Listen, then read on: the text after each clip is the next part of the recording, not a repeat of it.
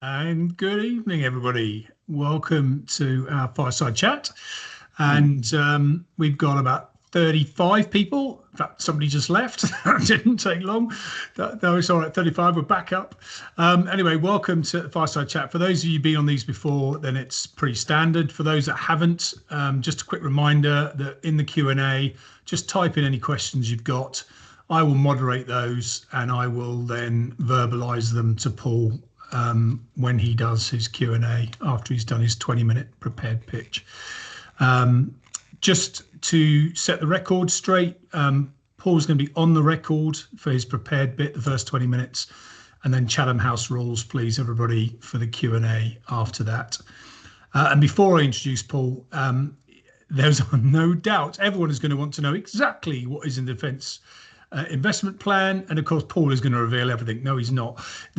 So just be a little bit sensible about what you expect him to answer prior to things being released. But I'm sure you can work way around that and give hints, etc. But just don't put Paul on the spot for something he obviously can't give away at this stage. So without further ado, because Paul is on, everyone, Air Marshal Paul Lloyd, very kindly speaking to us tonight. It's always a pleasure to have the senior team here, giving us it straight from the horse's mouth, so to speak. Paul has been in the Air Force, although he was an air cadet prior to that, but been in the Air Force since 91. So I made that 34 years, Paul, plus or minus a few months somewhere. Strong engineering background because he's an engineer, but C-130s, Lynham, Tornado GL1 and 4, Bruggen, Triple TE, for those of us old enough to remember those days, and even 14 Squadron at Lossy, and then OCN at Marham, the best place, obviously. And then a lot of time, both in MOD and DNS, where he looked after a lot of the unmanned air systems. So some sort of critical time, almost ahead of his time, really, with things like Watchkeeper and Scan Eagle, and bringing in, looking after Reapers, etc. But then moved on to Typhoon, Battle of Britain Memorial Flight alongside that, Project Centurion, and then ended up supporting ops through a variety of ways, whether it was Shader, LME, or Herrick. Paul has been right there in the thick of it, and now on promotion. I think he had 1 star, 2 star. Then he was Chief Engineer, Director of Support, but now promoted 3 star. And the new title, much better one than the old ones, quite frankly, is Deputy Chief of Air Staff. So, Paul, without further ado, thank you so much for coming on, and we look forward to hearing what you've got to say. Yeah, thanks, Greg. Thanks all. Yeah, 34 years and a week. There you go. Not that I'm counting. Joined on a short service commission, really must leave at some point. I haven't quite got around to it yet. So, hi all. I'd like to say great to see you. I can't actually see you, so I can only imagine what you look like. But I'll do my best to give you a pitch here and then answer some questions. As Greg said, I'll do my best to answer as best I can. But obviously, we're in the middle of investment plans, etc. So a lot is quite close hold. But I'll say what I can. So I think in terms of sort of a bit of sort of 20 minutes or so, see how it goes, of intro and just sort of setting the scene. I thought what I'd do first of all is just talk a little bit about the threat. And I know many of you will be fully aware of this stuff, but I think it's worth bringing that because that gives some context of where the Royal Air Force finds itself. And then I want to talk about kind of what that, particularly through the SDR lens, means we need to think about going forward in the future, which again, the investment panel bring out. I'll cover both air and space. Space is a little different. It's obviously in quite a different place as a relatively new domain to look after. So again, that's a slightly different setup. I am conscious you've got Al Marshall in a few weeks. You've then got the new chief, Air Chief Marshal Harve, at the dinner, and then I think you've got a space conference in a few weeks later. So a lot of these topics will be coming out again. But I get the best thing of being first, and therefore I can say what I want to say because nobody's yet eaten any of my sandwiches. So we'll see where we get to. So I think just the context, we're all aware, that let's face it, the context has changed, certainly since I joined the Air Force. Got resurgent Russia, which continues to fight that illegal war in Ukraine, and the sort of growing capabilities of China, which we saw on display a few weeks ago. That's against the backdrop of, let's face it, a Middle East that continues to be unstable, and as much as we want to get away from that, continues to be something we need to do there. So from an RF perspective, kind of what does that mean? It's very much kind of back to the future here, and a back threat to the homeland. And that, from our point of view, we need to really concentrate on building our resilience to defend the UK and its overseas territories. For pretty much the entirety of my career, apart from the very beginning of it when I was in Bruggen in the sort of early 90s, we pretty much spent the last 30 years or so deploying to wars overseas and actually, and this is important, optimizing or leaning our footprint certainly back at home. So we have a very efficient, lean system, very much the Toyota model. And as we look to the future, that is definitely not the world we find ourselves in, and we need to change that. That's not to say that what we did for the last 30 years was wrong. It was just reflected the threats that we faced at the time, around counterinsurgency and terrorist and wars of choice. But as we see now move forward, we've got to move back to being able to operate and warfight if necessary from the home base. And also, we've got to put NATO back at the heart of what we do. And again, in my time in the Royal Air Force, NATO has really not been a conversation we've had. From my Air Force perspective, we are on the regional plans that NATO are putting out. We're predominantly facing RP Northwest, but we know we have to support the other NATO RPs, and particularly RP Centre with particularly air mobility. But RP Northwest, undeniably the High North, is something we are definitely focusing on. And that's a really significant change for the Royal Air Force. We've got to be more agile. We've got to build the resilience, not only across our aircraft, but also our bases, our infrastructure, and our people. We've heard a conversation called ACE, Agile Combat Employment. We need to put that Agile Combat Employment at the heart of what we do. We need to be able to basically, to build deterrence, we've got to keep that enemy guessing where we are and that we can move when we want to and be resilient in what we do. And we're learning a huge amount from our Ukrainian colleagues there. So again, these are areas we can look at. But saying that, though, we should always remember, and this keeps coming up, that there are still opportunities and needs to rapidly deploy overseas. So we need to keep that deployment capability as well as building back up our homeland defence. The other context that we find ourselves in is that the RAF is the most modern it's ever been. Pretty much everything since I joined has now gone out of service and come in. We are in the process of introducing Protector into service to replace Reaper. And next year we'll see E7 in service. So that means pretty much everything we've got, apart from helicopters, which is a different conversation, has been recapitalised. That again changed the context because we're now with what is effectively this mostly new kit, which we'll need to continue to spiral. Is we've got to get the most out of what we've got. We've got to absolutely double down on our productivity, our readiness, and our ability to and availability. And that really doesn't mean investing in some of the critical enablers such as spares, ground equipment, and those other aspects, not just the shiny kit. We've got to get after that. The other thing context is that everything we've got is absolutely digitally enabled. F-35 Protectors, these are flying networks now. So we need to continue to invest in our digital capabilities. We need to invest in cloud-based solutions such as the Nexus platform, to allow us to better connect our capabilities together, as well as those with our NATO allies. We know we can talk to our NATO, and particularly US allies as well together.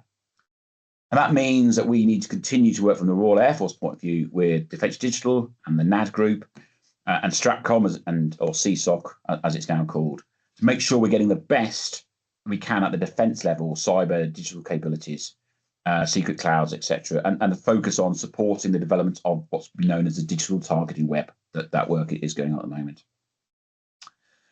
The other thing, of course, is that we've got this amazing new kit, but amazing new kit does not work without amazing people.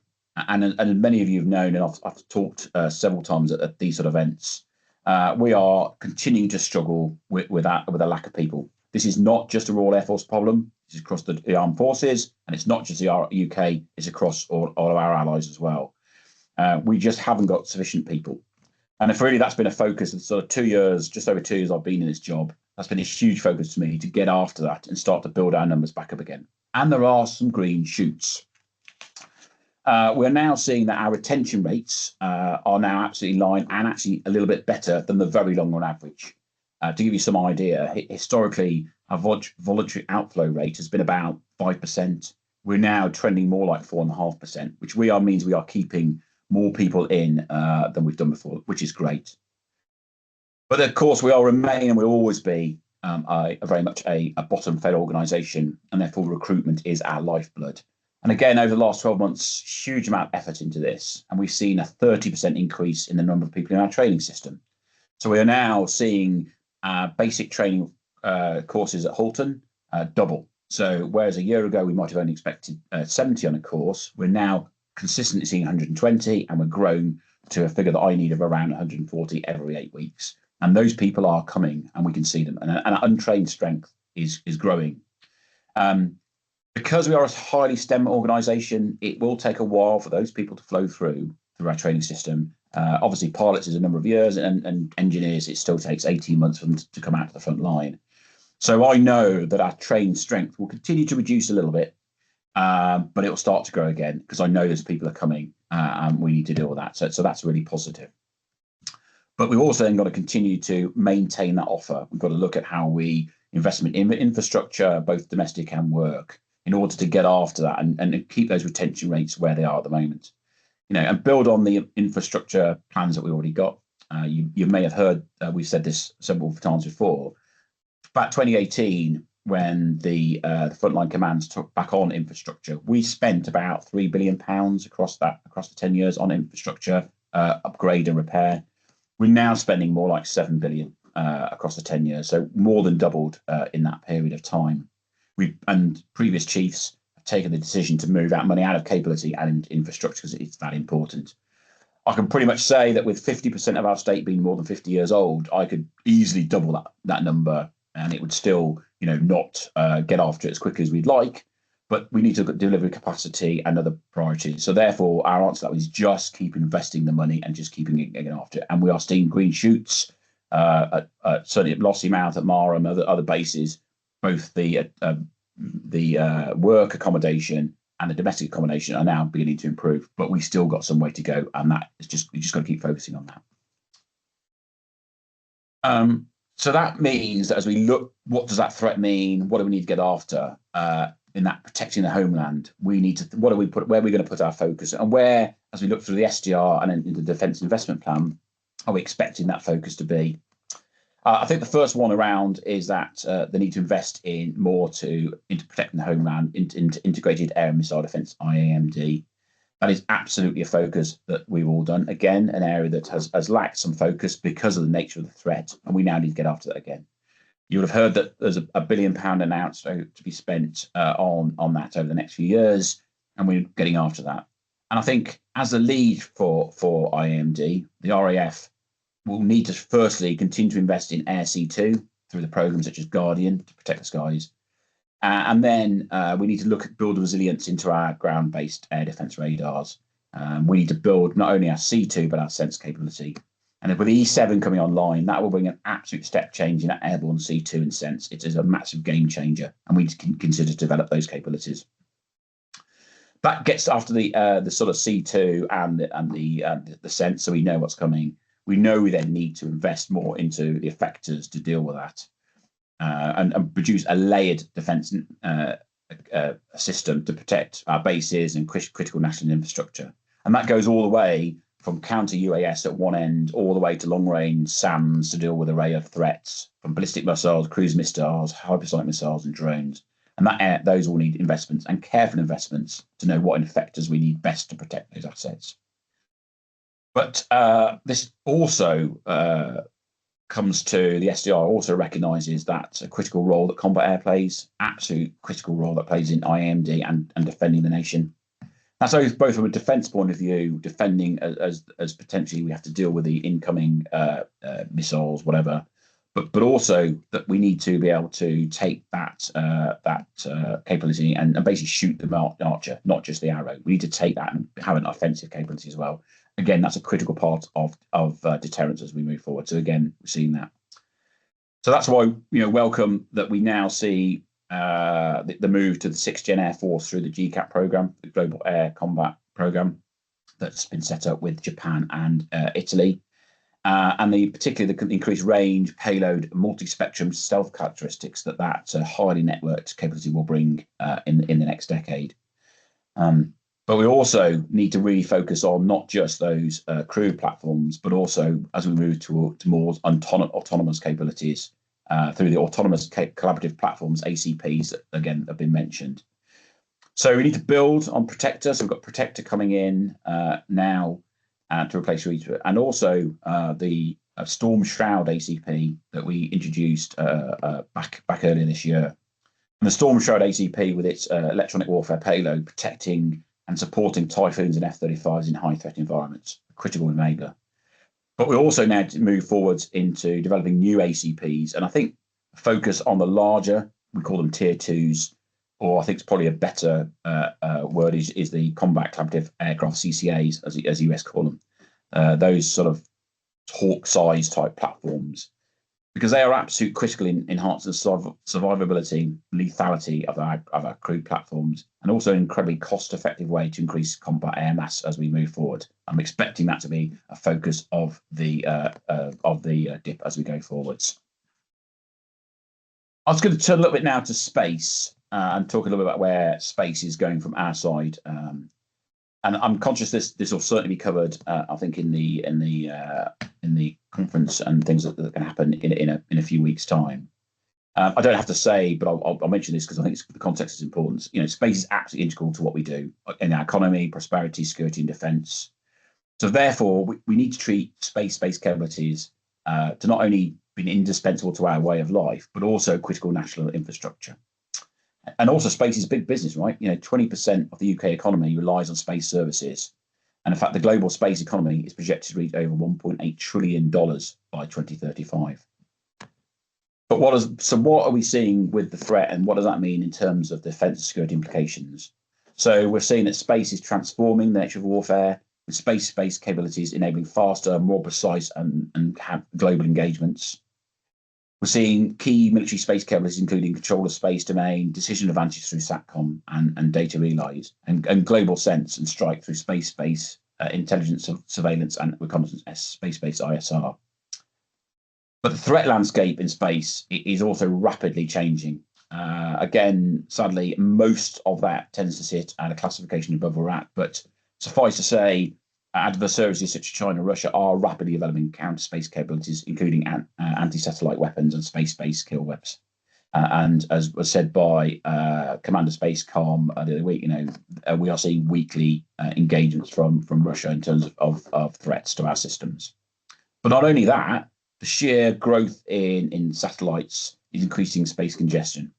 In 2024, there are over 10,000 active satellites in orbit, and this is projected to rise to over 60,000 by 2030, alongside 130 million pieces of space debris.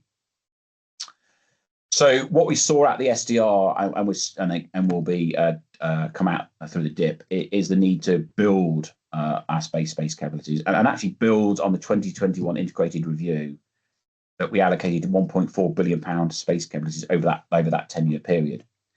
Now, at that time, the investment was largely focused on the space-based ISR through a program that was called ISTARI, which seeks to provide the UK with a sovereign-owned multispectral space-based ISR capabilities.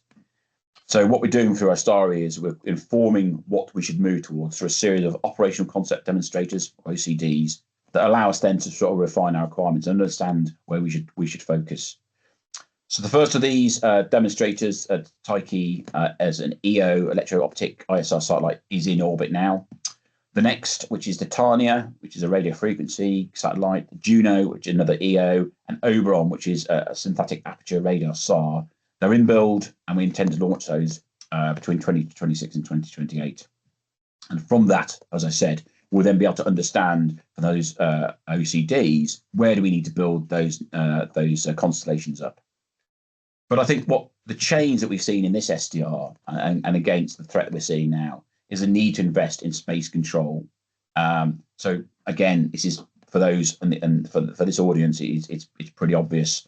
Akin to control of the air, you know, you need to control space domain, and that's based upon space domain awareness, and then how do you maintain the control. So therefore, based out of that work, we're seeing a priority in terms of how we might invest in space around sort of three key areas of priorities.